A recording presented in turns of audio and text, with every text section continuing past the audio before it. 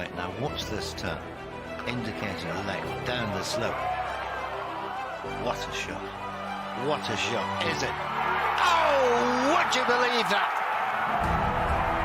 Rory McIlroy. What a round of golf. It's one outside the Augusta course record.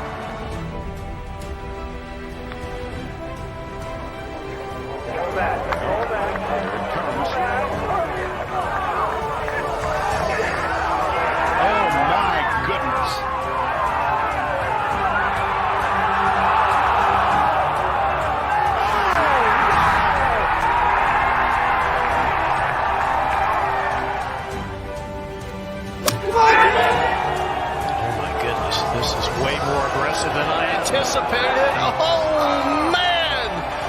What a shot!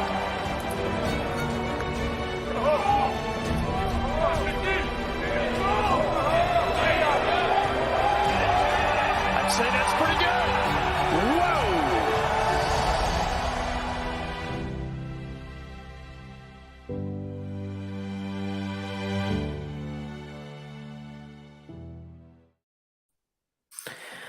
Fellas, it has been 80 long years, but we are back at the start of the golf season again. It is good to see you both.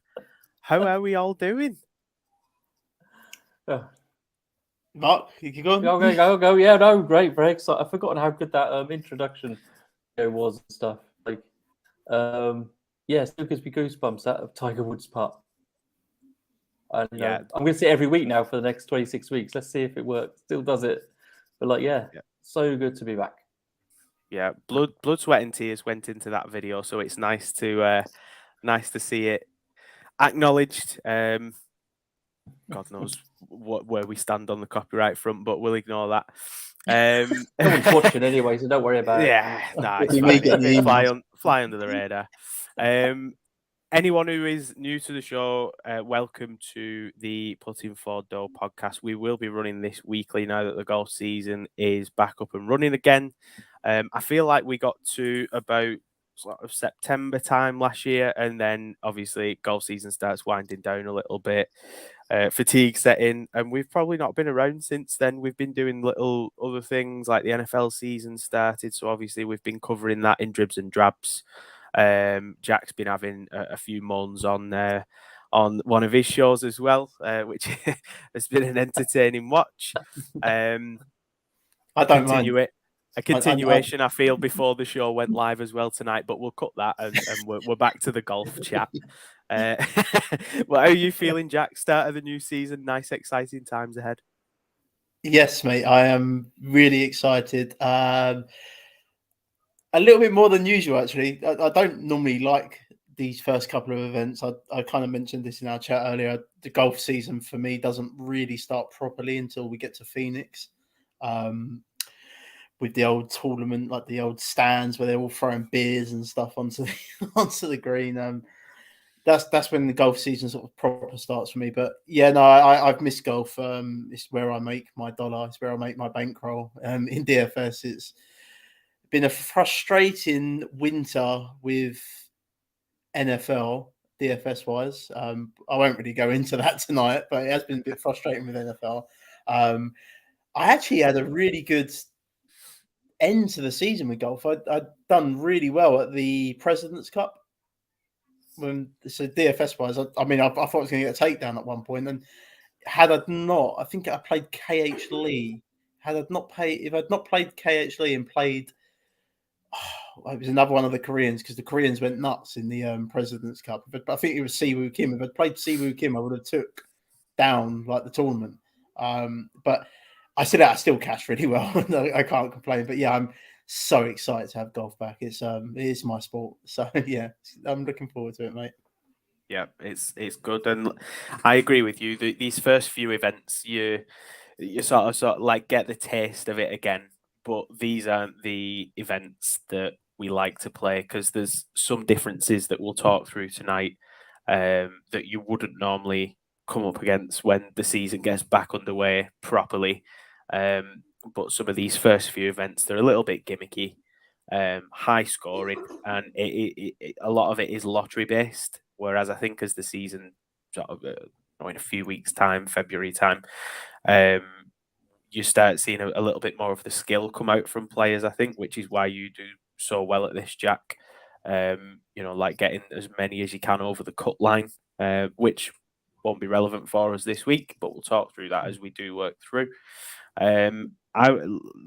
Last season in golf, I probably started quite well and then sort of maintained and then sort of teetered off at the end. And I don't know if part of that was maybe down to, I feel like a lot of the success I had early doors came from using Rick Rungood. As good as Fantasy National was, I feel like as soon as I started changing it around a little bit, I went off the boil, and I am pleased to say I am back with Rick Rungood this year, and I know that you fellas have been using it as well. So, big shout out to Rick Rungood. Some really good stuff on there. Great update. He done a fantastic update to that website over the winter, and that's when I just sort of started using it again during that fall swing. And it's like you say, we started really hot. I remember the three of us were really hot to start the season last year. Sort of tailed off in the middle a bit, and then sort of got hot again towards the back end. But hopefully we can do the same again and be profitable again on the year. Yeah, hopefully. I just don't want one of them sweats on a Saturday night at the Open again. I'll actually, this year I've managed to get some tickets actually to go to one of the practice days at the Open, which is just down the road from me at Royal Liverpool. Hoylake. Yeah, it's at Hoylake this year. Lovely course, as are a lot of the courses around the north and northwest. So I'm really looking forward to going there. Who knows? I might even vlog live whilst I'm there for the show. Get it on the old Twitter sphere. See how many golfers I can piss off along the way. crazy kids you have vlogging. Yeah. Is Colin Montgomery playing? He is one miserable golfer, that guy. Yes, he is. I wasn't there, but I managed to get tickets one year for the Scottish Open at Loch Lomond and gave them to my dad and one of his friends. And he said Monty must have been stood over this tee shot for a good 30, 40 seconds and then just stops and looks back. And he pointed in the distance and there was like a train or a coach or something literally right in the distance. You had to really look hard for it. And he was claiming that was putting him off. And it was nowhere, like you're looking down at the ball, it's nowhere in sort of eyesight. But that is Colin Montgomery. Like you said, he is just a glum character. I won't be following him, put it that way. I would probably head to the live event again. Be like the rebel I am. Well, might as well. Golf is golf at the end of the day. Yeah, There's some good great players there. So yeah, it was great. And hopefully we can talk a little bit about Live as well this year. It sort of seemed to be gaining a bit of momentum, I feel, in the last few events, finding its feet a little bit more. So it'll be exciting to see where we go with that this year as well. But this week we are starting off in Hawaii, first of two Hawaiian courses or Hawaiian events. We're heading to Maui, not to be mistaken with the famous Disney character. It is, of course, the place in Hawaii, and we're heading to. Tell us you got a young daughter without telling us you got a young daughter. Well, there you go. Yeah. So we're heading to the plantation course at Kapalua. Jack, your course previews are legendary, historically brilliant. So please don't let us down on show number 1 of 2023. I wouldn't say that. Yeah, but you are right. We are heading to the plantation course at Kapalua. It's in Hawaii, as Nick said. The designers of this course are Bill Court and Ben Crenshaw. The length, it's a long one. It's 7,596 yards long, and it's a par 73. It's the only par 73 on the PGA Tour rotor. There's no water hazards in play here, despite the stunning sea views. The fairways and all the grass on this place is all Bermuda. So you definitely want to be taking a look at your Bermuda putting within your stats this week. The greens here are massive, absolutely massive, biggest on tour. It's again, I said this last year about this golf course. It's a if you look for comp courses, there's one that stands out all the time, and it's Augusta National, where they play the Masters. I don't think it's quite Augusta National, but there are a lot of runoff areas. There's a lot of elevation changes. You know, the ball's going to be below the golfer's feet, above the golfer's feet here. Got to know how to sort of shape your shots and things like that here. It's one of them courses. It's going to be a high scoring number. I believe Cameron Smith won it last year at 35 under. And the guy that was second was Rahm. I think he was 34 under, and then it was Matthew. Was it Matthew Smith or there was someone who's jumped to live basically? Matt Jones, who's jumped to live. He was 32 under last year. So that's the type of scoring you're going to see. The only real defense of this golf course, there's a couple of bunkers, but nothing to sort of worry about. But the only real defense is the weather. That's it. If the wind is currently projected to sort of be steady throughout the day on Thursday and Friday, I took a look at it earlier. It's between 10 to 16 miles per hour. I don't think it's really going to bother these guys. Despite Jon Rahm saying that it does kind of affect him here when he comes and plays. Like, I didn't really get that. He's always like, I think his worst finish here is 7th place every time he's been. So it's like, he doesn't do bad when he comes here, Jon Rahm. So yeah, that's the only defense of this golf course. It's going to be a birdie fest this week, and that might not suit Jon Rahm because he doesn't like birdie fests, as we saw last year when he had a run at one of the first golf courses that we're going to go to for the PGA Tour on the west coast of America this year, the American Express. So we'll see how he gets on this week. But yeah, that's it. Not that exciting, Nick, but it is a stunning golf course to look at when you see the pictures of it. No, I liked it. I like that, and agree with what you said. We've got some wide fairways this year, so on this course, sorry, I don't think accuracy is going to be all that important off the tee. Like you said, I think it'll reward some accuracy because there is some good runoff areas where you've got golfers that if they're hitting the right spots, they'll gain a bit of extra yardage that way. Greens are massive. I did hear on a podcast earlier this week a comparison to St Andrews, not in the course itself, but in the fact that the greens are that big. Obviously, St Andrews has some greens that are like double greens. They're that big. You see players that aren't on the green but were still able to putt, and likely to see that again this week. So yeah, it's like you said, Jack. It's not the most exciting course, the most challenging course. Hence why it tends to be large scores that win it. Last year, Cam Smith's score, I think he set a record. Yeah, that was the record. It's normally in the high 20s. It's normally in the high 20s, like the averages here. But I think last year, I don't think last year they had any wind at all, and he just went nuts. Yeah. So, and I think there's, like you said, certain golfers that really do tend to play this course quite well. Jon Rahm being one. Justin Thomas has got really good history at this course. Xander Schauffele seems to play really well here and a former winner. But some of the key stats that you'll be looking at, Mark, what are the kind of things that you've got in mind when you've considered your model this week for this course? I've gone full Jack. I've got 11 different categories this week. I love it. Which is crazy because we were talking earlier today about the fact that possibly this might be the tournament where models are least important. But there you go, for various reasons. But anyway, I've got the usual stuff of approach, total, putting. I should just say I've been using 48 rounds as a base because we haven't got any form to go on. So I'm just using sort of a quite a large number of rounds, trying to just get generally good golfers, which they all are because there's only 39 of them and they've all won tournaments. So not much to show. But yeah, generally 48 rounds, except for putting, which I've done 100 rounds on. Anyway, got approach, total, stroke gain, putting, birdie or better, which is important to me this week. Driving distance, approach up to 100 yards, approach 200 yards and above. Because the nature of the length of this course, even though it's really long, it doesn't necessarily play long.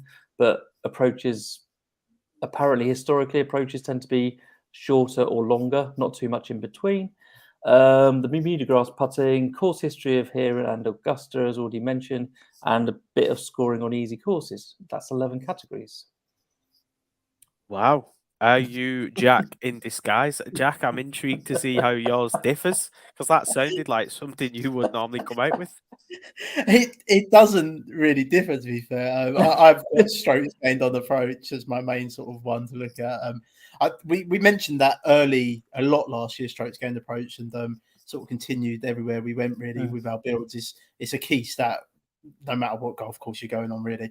The proximity from 50 to 100 yards, as Mark said, and then I've got proximity from 200 yards plus there. It's identical, Jack. It's like because I covered everything. There's not much left for you to do. No, it's not. I've got the putting on Bermuda grass. I've got the greens here are actually quite slow, so I've put a little bit on slow greens. I've also done the thing that we were using last year with the strokes gained putting within 5 foot and then between 5 to 10 foot.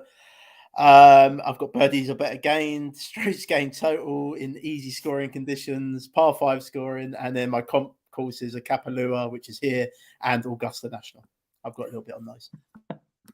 You know what? There's been a It's lot beautiful. of agreeing. There's been a lot of agreeing between you two in the group chat today, and Yeah, it no, continues into the show. I'm a little bit concerned now. Yeah. It never ends well when me and Mark No, agree on not something. remotely. Not remotely. I'm intrigued to see who the golfers are that you're both going to pick, because this could be a case of whoever I come to first, whoever then goes to second, it's just going to be like, yeah, I agree with all of the above. Very much similar kind of things from me as well, not as in depth. Strokes gained approach was my top one as well. A lot of emphasis on putting specifically on Bermuda, as you said, Jack. Slower greens, as it is high scoring, birdies or better conversion. I'm looking at this week.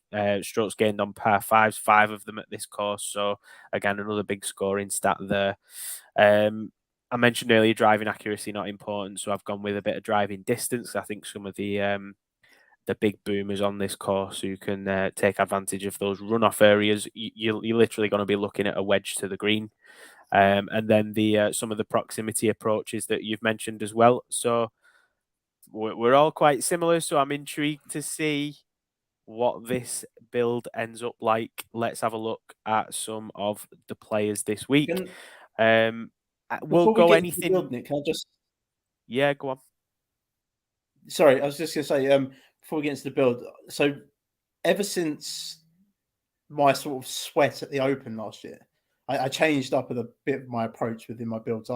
I set everything over 32 rounds, and I think I've hit a sweet spot with it because I don't know what's happened, but I've been cashing everywhere I go since then. Like obviously at the Open, I had the big sweat, the big sweat, and then ever like from I had again the sweat at the President's Cup. But all the stats I look at are over 32 rounds now. I don't know what's happened. I think I found a sweet spot within the range to look at, because we normally look at 24 rounds, don't we?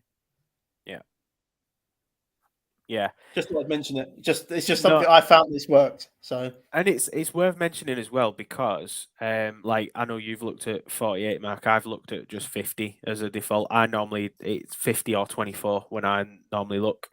And I think it's important because obviously it'll throw up different kind of stats, different kind of sort of tables when we're building these custom models.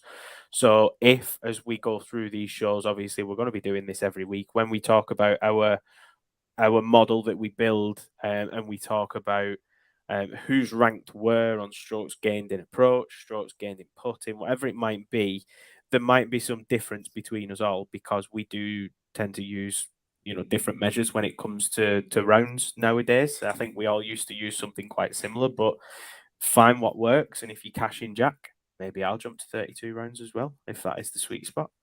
No, I just thought it might just be me. I just thought I'd mention it. That was all. It's I've cashed every time I've done it. So be interesting to see what happens this week then.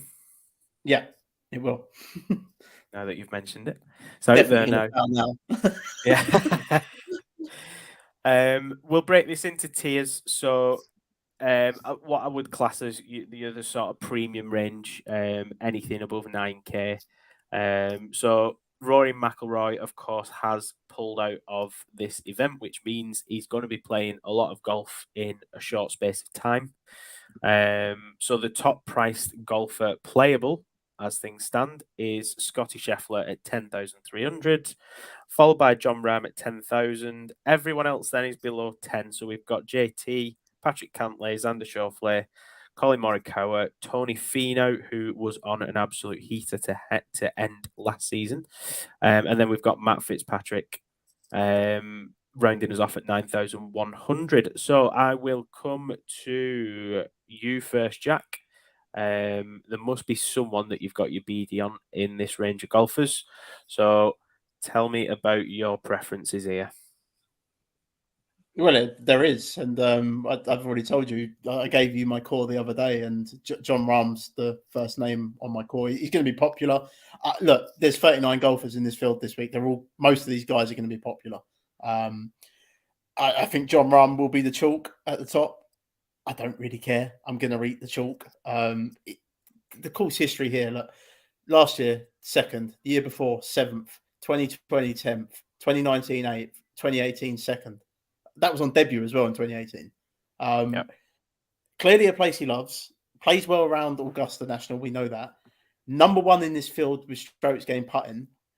Obviously, another stat I didn't really mention before in the course preview, but 10 of the last 13 winners here have won in the full season. John Rahm won on the DP World Tour, the actual finals, the DP World Tour finals in the full season. So I think he's the hottest player in the field at the minute. And he's just gaining strokes across the board. He's the number one player within my model. Like I say, the strokes gained putting, he's gaining strokes there. Tee to green, gains strokes. The strokes gained total. He's the one of the longest drivers within this field. And it's not the be all and end all strokes gained driving distance, but it is a little stat that you can look at for this place as well. A lot of the winners here have popped in that stat.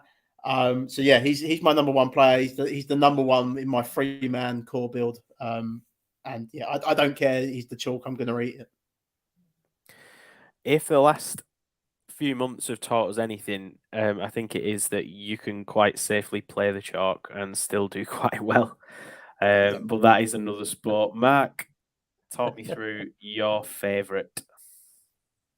I would say I'm a bit. So number one in my model is Xander Schauffele. He's only just ahead of John Rahm. Because he withdrew from the Pro-Am today, I'm not really entirely sure what to do with him. And just a word of warning with Schauffele, Mark, he's last out tomorrow. Yeah, exactly. So he's number one in my model but I think I wouldn't necessarily fade him, but if I'm playing 20 lineups, he won't be in many. So that puts him on John Rahm, and then I have Justin Thomas behind him, who actually has a even better record, I think, here the last 4 years than John Rahm. So again, these are all good players. It's not like we're having to choose. There's not like there's only a few to choose from. They're all good. You can make a case for any of them, really. But that's my model. My top three is Schauffele, Rahm, then Justin Thomas. So. Nice. Yeah, I like Justin Thomas there as well. I like John Rahm, obviously. Tony Finau was top in my model, and obviously his performances of late have been fantastic. However, in terms of putting surface, Bermuda, I wouldn't say is his favourite surface. He gains strokes with the putter, but over his last 50 rounds, he loses strokes on Bermuda. Jack, any interest there in Tony Finau? Yeah, again, he's number two within my model, Nick. I like Tony Finau. Like you say, he's been on a bit of a tear up. I've managed to actually, we'll get onto my core in a minute with my middle player because he'll come into the next range. But I managed to get a lineup with my core and Tony Finau within that core as well that I really liked. So yeah, again, he's number two. Like Mark said, there's no bad players in this field. This is a tournament of champions. None of these players are bad. They're all good players, especially these guys at the top. The winner's going to come from the top. I can't remember the stat, but over the last few years. It's a crazy stat. Like no one. I think Harris English was the only one that was above 50-1 that has won this tournament in recent years. Like it's a crazy stat. Like the winner's going to come from the top, and why can it not be Finau? He's been on the tear up, and again, another one who loves Augusta National. We know that, and this is a good sort of comp place for that. Yeah. One of the ones that intrigues me it's projected one of the there's two players within this range that intrigue me, both projected lower ownership than the rest of the names around them. Is Colin Morikawa and Matt Fitzpatrick. I think Morikawa on his day is as good as any golfer that is in this field, and his approach play normally is bang on. But obviously, he had the issues last year. Normally a drawer of the golf ball, but really struggled last year with his iron play. And he's putting not fantastic either last year. Matt Fitzpatrick, however, obviously he had the win at the US Open, wasn't it? And has been consistently good with the flat stick as well. So that's two names there that quite intrigue me. I think Morikawa, you get a little bit of a discount on him because some of the names near the top are either better form or have won tournaments more recently. But I think despite his struggles, I think Morikawa, he could go lower on this week. And if the Morikawa that we're accustomed to seeing, if he does turn up, then he's definitely in with a shout, I would say, especially because of his approach play. He's a fantastic approach golfer. Anything else to add on that top tier, fellas, before we do move on? I've got Morikawa at 12.65 on the ownership. I do worry about him.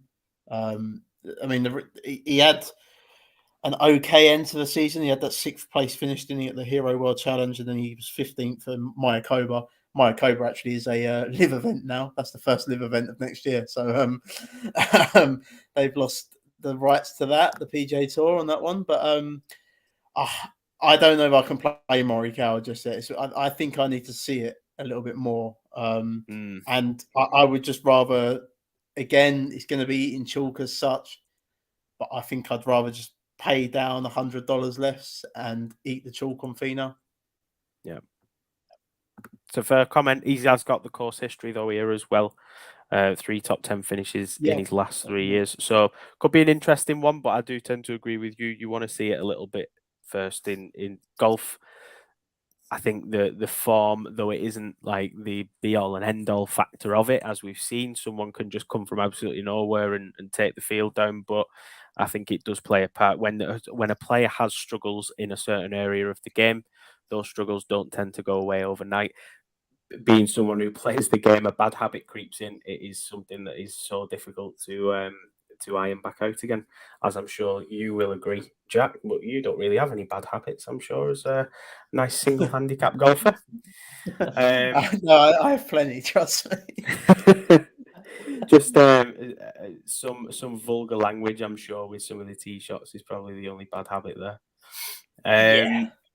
So we'll move to the 8K range then. So Zalatoris tops us off at 8,900. I know that you've been a little bit low on Zalatoris on the old social media this week, Jack. Cameron Young at 8.8, Tom Kim 8.7, Max Homer 8.6, Hovland at 8.5, Sam Burns at 8.4, Sung Jae Im 8.3, Spieth at 8.2, and Matsuyama at 8.1. And then rounding us off, we've got Brian Harman at 8,000. Mark, I'll come to you first. Who do you like in this range? Well, I can pretty much guarantee I'm not going to steal Jack's thunder here. Number 5, my rankings is Jordan Spieth. So I didn't expect that. I really didn't expect it going in at all. I wasn't looking at, but I'm looking at these ranks. I think his record at Augusta National and actually his short approach play seem to be the things that are really pushing him up there. So I've also got Will Zalatoris as the next one in there, but again, he's another question mark, isn't he? Really, we're not really sure what to expect from him at all. So yeah, I don't think you would choose Jordan Spieth, will you, Jack? No, I mean, I've got a few tickets, as you know, so I will probably have Spieth in one lineup because he has got very good course history around this place, and he just winds me up if I don't play him because he normally goes and wins. So I definitely will have him in one lineup.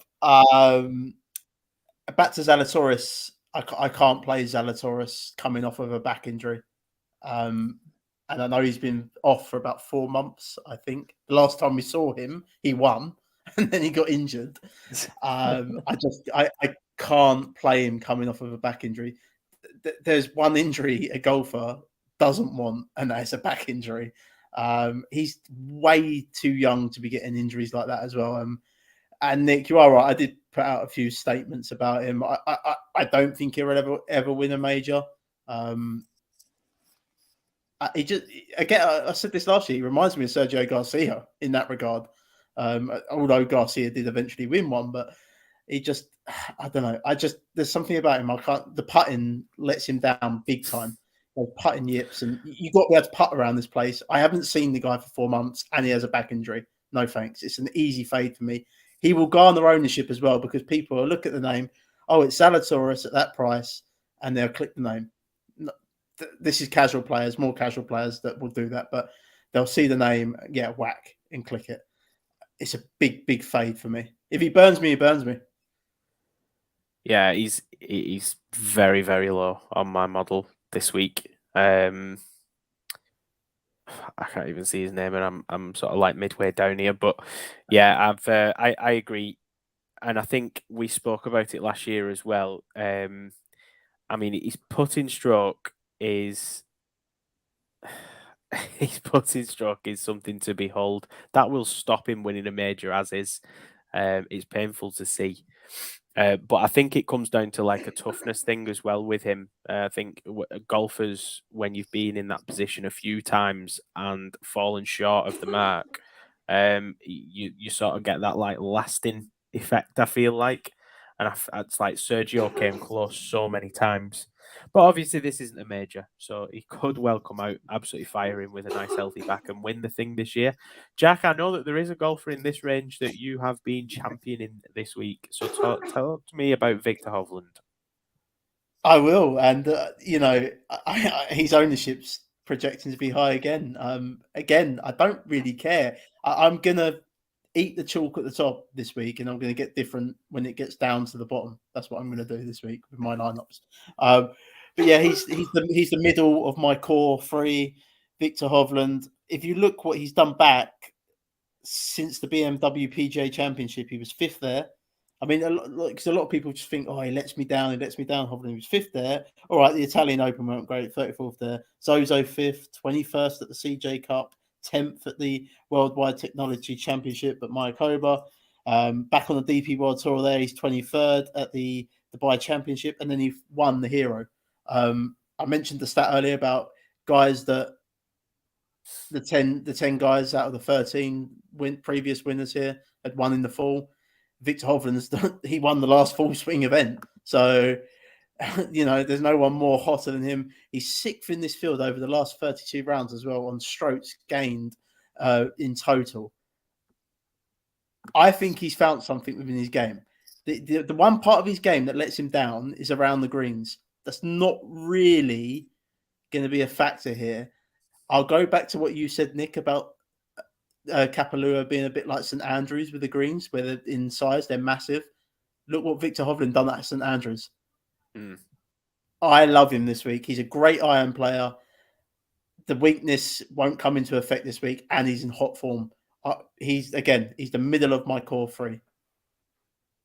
I think he started the season last year with some struggles, but he seemed to pick it up around sort of mid-season, around St Andrews time, as a matter of fact.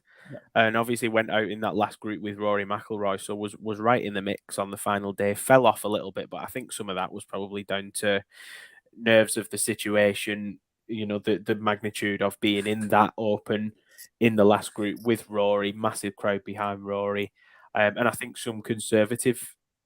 probably some conservativeness as well. So I think he was defending a lead for part of that day or going into that last day by a shot. So yeah, I like Hovland this week as well, and I agree with you, Jack. It does seem like something's clicking in his game at the moment. Seems to have found something. He was way too talented a golfer to have those struggles that he was having at the start of last season forever. But yeah, this is a nice ideal course for him. Like you said, the around the green stuff shouldn't really matter this week.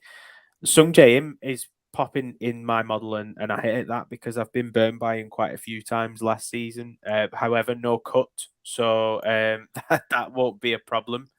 And some of the key stats as well that I'm looking at this week, he seems to jump out in.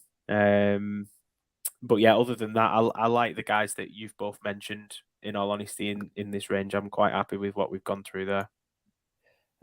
Just quickly, Nick, back to Sungjae. I listened to a pod today, actually, and I know it's a silly question because he has won, but do we think he's just a bit meh when he gets into that contention? He doesn't go for the kill as such. Like, he'll just plod along. He's like a plodder. He'll plod along, whereas other golfers will be like, right, no, I'm going attack mode now. Like Tiger, if Tiger was chasing, he'd go in attack. Like all these top golfers would do that, and Sungjae just reminds me of a bit of a plodder.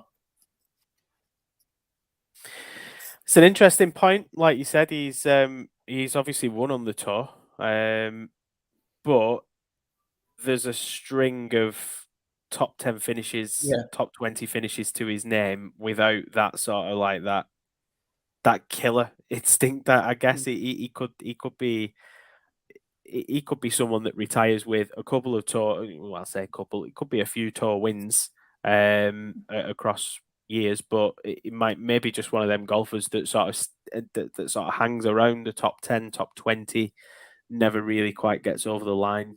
Probably doesn't win a major. I could see that. But at 8-3 though, at 8-3, at the price he is, you don't need him to win though this week.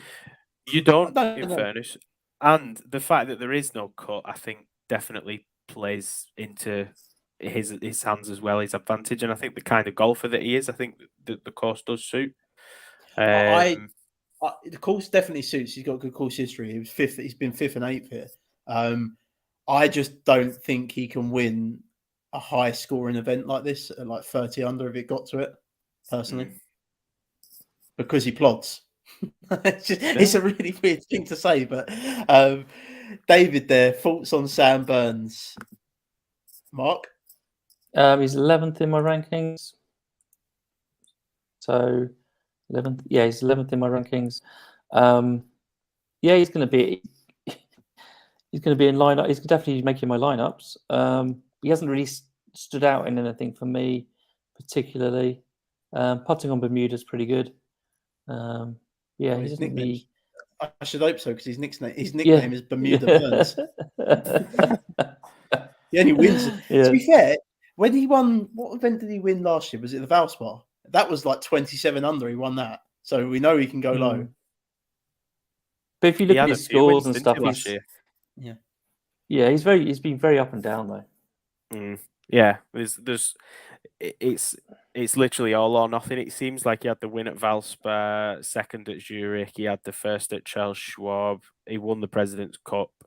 But then you've got like he's garnering some ownership. There's a lot of sort of like 30 and lower or missed cuts. Obviously, he was on the President Cup winning team. That's a President Cup team event, so you can't really count that. But some of the first that he had, I mean, the putting's good. The putting's very good. He's garnering 2% less ownership than Victor, and he's right next to Victor. I think I'd rather just pay up, David. That's me personally. I'd rather pay up and get to Victor. He's only $100 more, isn't he? So yeah, I agree with that. Yeah, he's just one of those players that kind of, for me, when I was doing my research, just sort of, he didn't pop out in any way. But he's still in top 11th in my model. So Yeah. Look, all these golfers up here are good. We've mentioned that multiple Yeah, times. exactly. They're all good. So, what Yeah. you got? Just a couple, just quickly before we move down to the next range, Nick. Sorry, just Cameron Young and Tom Kim, two young studs in this field. I think Cameron Young could do well here. Never played it, but Cameron Young's one of them golfers that can go low. Like if it gets to a birdie fest, like we think it's going to be, he's one of them golfers that can get it done in those types of events. Yeah, and though it's not an absolute key stat, if he does come out and rip it, and obviously he is a long driver of the ball, Cameron Young, if he rips it this week, he could find himself definitely in the high scoring category. Obviously the third at the Hero as well, so coming in with some decent form, a string of made cuts and good finishes from the sort of middle of last season as well. I'm shocked to still see Cameron Young. Actually, I thought he might have moved over to live. Yeah, I mean, there's potential that he does. I've just put him on the straights game tee to green. He ranks up 5th in my model for over the last 32 rounds. So, yeah, I again, I've got a few tickets, so I'm going to be in on Cameron Young a bit this week because I think he could do well here, and I think the ownership will probably go to Tom Kim. Tom Kim is popping in my models, and rightly so. Like that kid is he is a joy to watch. Like he made the President's Cup for me. He's just he's amazing. Brilliant. Yeah, he's an amazing golfer. Like if there's one golfer, like I don't mind the Live Golf Tour, but if there's one golfer I don't want to go to Live, it's Tom Kim. I just want him to stay on the PGA Tour for a bit. I love watching him, and again, I think he's going to draw the ownership because it's recency bias, isn't it? They see the names, so, oh yeah, we'll go to here. I mean, Cameron Young's ownership's at 17.52 at the minute projected. Oh, Tom Kim's lower. I did not expect that. 16.52. I thought people would have gone to Tom Kim there, so maybe I need to relook at that. And maybe I need to change and get onto Tom Kim. Cameron Young's a real high. He's an upside play, basically, isn't he? Yeah. Look at his. He's an upside play, and I think. I mean, to be honest with you, if you really want to, Young and Kim are both very similar in that respect. Start a lineup with those two. You're playing for upside stuff, and considering it's only 39 players, those ownership figures aren't exactly restrictive. You know, it's not like John Rahm's 37%. So, no. I think those are pretty decent for 39 man field. So, yeah, I do. They're both actually, I think they're together in my rankings, though, too. Yeah. Whatever I put it on for Tom Kim, he just pops, but it's over the last 32 rounds, and that's when he's done his damage over the last 32 rounds. Yeah. So he's going to pop. To obviously fit in all these golfers at this high end range, we're going to have to dip into the 7s and the 6s. So I won't go through all the names here, but is there anyone, first of all, in this 7K range, Mark, that you've got your eye on? So I've got, there's two which are ranking in the top 16, which is Adam Scott and Seamus Power. But I think it's Seamus Power I'm more interested in actual fact. I put him out on a tweet today as, I like the bet on him, for the each way at 40s. Very streaky player, though, it seems to be. He had a great end to the year, didn't he? Yep, a 5th, a 3rd, and a 1st. So, yeah, I think his price is, I know the pricing is a little bit artificial in this tournament, isn't it? Because there's only 39 of them and stuff. And you have to be able to afford to make a lineup and stuff. But I feel he's underpriced. But he's going to get a lot of ownership because of it. Yeah. I think his projection ownership-wise at the moment is 20%. It's not horrendous. There will be lower-owned players around this region, but... not bad if you can get unique elsewhere in your lineup. Yeah, you'd normally any golfer is 20% at 7,200. You'd pretty much have to fade. But this isn't a normal field, so the pricing is completely fake. You're false here almost. You never see Power at that price in any other field. So yeah, I do like him. DraftKings need to sort these flags out. I mean, I've said it a few times on Twitter. Seamus Power. Zalatoris, Yeah, Tom that's what he Kim. does. I mean, do better, DraftKings. I But you mean, could look like DJ Dallas on the NFL ones. Guy looks like oh he's my going to kill him. it looks like there's an oncoming truck about 10 feet away from his face. Yeah, we just need to get some player updates on it. There's just no reason for it. Just be better, DraftKings. And I'm sorry, but just be better. Just copy it off Google.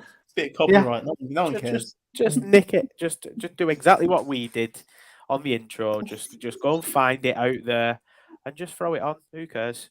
All the rest of the golfers are up there. Nick, my lawyers are telling me I need to say that it's not we. Yeah, on there that is no intro. we in this. Because Yeah, me who there's no gets we. the There's a cracking video in there somewhere, Mark, of Uncle Phil doing the "we" to Will in Fresh Prince. We, yeah, Jack, 7K range. Talk me through your pick. And the last of my three-man core, it's Mr. KH Lee.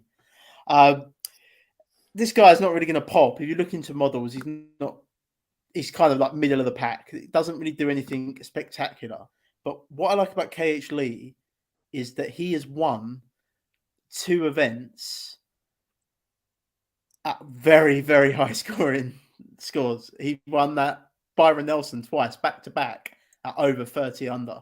I remember when that was on, because I remember we'd done the show the next week and I was fuming at the scores and all about it. I just remember KH Lee winning it. And again, the stats are not popping. He's there in the middle of the pack. But what I like is you're going to get an own. This is where ourselves going to get different. You're going to get the ownership discount here. People are going to flock to Power.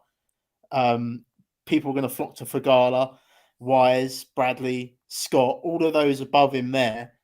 People are just going to go that way. I'm just going to take the discount on KH Lee, and the reason being, I've seen him win at over 30 underscores twice. So the stats, yeah, they're not great. He's also played here once before. It wasn't great. He was down in the 30th position or something, but he's got a bit of course experience here. He's played the course before, knows the runoffs, etc., etc. Yeah, give me the ownership discount on KH Lee. He is the 3-man core of John Ram, Victor Hovland, and Mr. Lee himself down there. I like it. 6K range. Again, fellas, I'm not going to go through the whole list before we start building a lineup, but Luke List. Luke List. Throw him in. Why not? Let's just kill it before the season even gets underway with the worst. I haven't checked this, but I would hazard a guess in terms of strokes game put in, he's going to be the worst in this field. Certainly over the last 50 rounds, and no surprise, he absolutely is the worst in the field by some margin. Russell Henley a close second. So Luke List, don't play him. I think is the certainly not at this event. We might come back to Luke List in future events. We like dropping a Luke List in there, but he won't be in at this event. Jack, your 6Ks. Anyone here? I mean, with the way I'm building, I didn't particularly have to dip into this range. No, I mean, I like Poston, but he's going to draw ownership because he was on a bit of a heater towards the back end of last season. Again, none of these guys really for stat wise are going to pop. I do actually, if you get to 6-3, I don't mind JJ Spawn just because he's a streaky putter, JJ Spawn. And if he gets hot for it, I remember an event last year and I saw him on the showdown slate the day before. I saw he literally gained strokes everywhere. I was like, well, if he can gain strokes with the putter, he's just going to nail it. It's like a shame I literally put a tweet. I was like, oh, shame he's like 10 shots back. And then he got into the lead. And that's what I mean with this guy. He can get really streaky with his putting. Again, these guys down here are definitely not going to pop. People are flocking to Tom Hoagie. I've seen. I'm staying away from Tom Hoagie. Again, I didn't need to come down into this range with my builds, but if I do come into this range, Poston and Spawn would be my go-tos. Spawn for the upside, Poston just for the safe sort of floor there. I have no interest in Chaz Reavy or Ched Ramey. I just don't. I think they're going to finish dead last in this event. I don't think they can get it done around this golf course. Quite surprised to see the projection on Hoagie's ownership compared to Poston's. Hoagie almost double Poston's. Yeah. Well, over double Poston's ownership projection, which I find that crazy, to be fair. But I think if you're going down at this range, you're very much looking stars and scrubs. Mark, anyone for you? No, Poston was the highest rank for me. I mean, there's only Trey Mullinax other than him who makes it into my top 30. So, and in my lineups when I create them, there's not that many lineups with 6K players, golfers in them. So yeah, I haven't got much to say about that. Oh, another flag, DraftKings. Let's get off Trey Mullinax. And let's start building this lineup. So I think John Rahm seemed fairly consensus. Let's have a look at the chalk then. Throw John Rahm in. I honestly do. I honestly just think you eat chalk at the top this week, and then you get different in the 7K range. That's the way I think it's the way to build this week. Well, if we go down to the 7K range, if we're going to eat chalk with Rahm, we might as well eat a little bit with power as well, and then maybe throw in the Lee at 7. So we're going to be left with quite a lot for our last 3 golfers then. Yeah, well, I don't hate that. And then you could it depends what you want to do with this build. If you want to get different in the 8K range and you want someone that we've seen win the Masters, you could play Hideki. We didn't really talk about Hideki. Obviously, he's coming back off of injury, has played around this place before, has won in Hawaii before. He's won next week event. He's the reigning champion of the Sony Open. So we know he likes Hawaii. I think the ownership would be low on him this week. Yeah, I think it will. Just because people are scared. I mean, he is scary. Every time I play him, he withdraws or something. He does something stupid. I mean, he's at 9.15%. That is so low for a golfer that we know can win, and a golfer that we know can get streaky with a putter. Yeah. But if we throw him in, I'm just thinking if you throw him in, then you can go heavy on the top then. Yeah. Mark, throw a name out there. Yeah, we've got 8-8. Yeah. Let's have a look. So we can either dip back into the 7s and go right. I mean, we back could up just to play the top, Cameron or- Young and Tom Kim in this lineup. I think. Whoa, Max Homa should definitely not be in there. Well, Tom Kim should. And Yeah, that is It was literally right on $200. budget. And if you wanted to, if you were scared of Hideki, you could take him out and go to Sungjae. Yeah. I will personally play Hideki this week, though, just because I've bet him at 40-1. I think that's outrageous odds. Let's just have a look at a bit of a balance. I'm going to kick it off with Tony Finau. And I'm going to throw in Cam Young. Let's dip down a little bit here. I'm going to put Powell back in just because of how cheap he is. And then... Do you not like Wise? I don't know. I think I prefer Wise over Power, but that's just me, maybe. Well, if we get him in, we've got some good balance here again in the 8s. So I know you mentioned Jordan Spieth, Mark. Throw Spieth in. Lets us go back up to Matt Fitzpatrick. So we could either go that way, or we could go Tom Kim again, or Victor. Yeah, just rather play Tom Kim. Yeah, few ways you can go. Shows that you can be quite balanced, but still getting in. You don't. I feel like you don't really need to dip into this 6K range unless you're absolutely going What do we stars try, and scrubs Quilly? this week. Just build like a real top-heavy team. See what happens. Maybe just put. I don't know if you can put Rahm and Scheffler in. I don't know what that would do. You haven't put Mullinax in because I brought him up. He was 28th in my model out of 39, Nick. Oh, okay. So it wasn't like he was a You good kept player. that quiet. Take him back I know, I out. did say that. It was He goes list. You put Rahm and Scheffler in. Ram, Yeah, Scheffler you are can do. both If you've got in. JT Poston, you definitely can. You put Seamus Power in there, then Well, if you went to 7-2. K Lee, you can still. There's still Yeah, quite I a bit don't left think I over want there. to play multiple guys down the bottom. That's the problem. I like not between where Poston and KH Lee are. I think I want one, and that's it. Personally, So if you're going to do that, then I think you've got to. Again, it comes back round to power. You mentioned Aaron actually, Wise. shove Victor in this lineup quickly,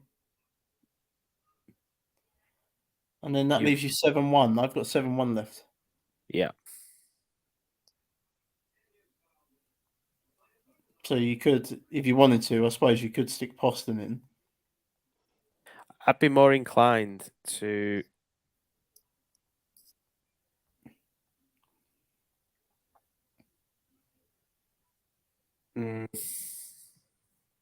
That didn't free up as much as I thought it would.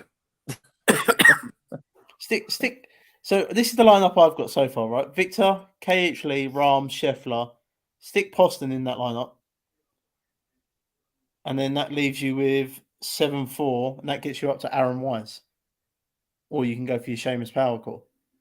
Poston, we've already got in. Right, so I've got Victor, KH Yeah. Lee, Yeah. JT Poston, John Rahm, and Scotty Scheffler. Yeah. And then that leaves you with 7-4. So you could get Aaron Wise for Yeah. Gala or Power. One of you guys there. I would personally choose Wise for this lineup, but it's if you guys wanted to choose Power, then There's a lot of combinations that you can do there with that. Some of them lineups I'd be quite happy to enter. Some of them I'd probably tweak a little bit, but yeah, I think it shows that you don't really need to, unless you're going to do stars and scrubs like that. I mean, we've got the two most expensive guys in there, and you've had to dip into the 7s and the 6s. But I don't think you need to especially if you're only going to play one of the top guys this week. You can definitely get yourself back down to that low 9K, high 8K range, and build quite a balanced lineup. Because of obviously the talent of golfer that is in the field this week. It is a pretty decent field, so quite happy with some of them. I will enter some of them. Obviously, feel free to enter some of them if you've been watching or listening along as well. If you can decipher some of them lineups we've just thrown together, because I feel like we've just rhymed off every name under the sun. we will also be having a competition between ourselves, won't we? So yes, we will. I will post those teams out after they lock, because we can't do that due to DK laws. They'll ban us basically if we stick teams out. So we'll put the teams out after they lock. But me, Mark, and Nick are gonna have a little DK competition against ourselves, and our DK listener league is out now as well. Just go onto the PFD show on Twitter, and the link is there for our listener league link. It's also in the YouTube comments description page there. So just click on that, and you can jump in our listener league. Yeah. Good shout out, Jack. Nothing else to add for you, Mark? Nope. I think we've done well to talk about a 39-man field for so long, to be honest with you. So, yeah. Well, we'll sign off there then for show number 1 of 2023. Enjoy the Century this week at Kapalua.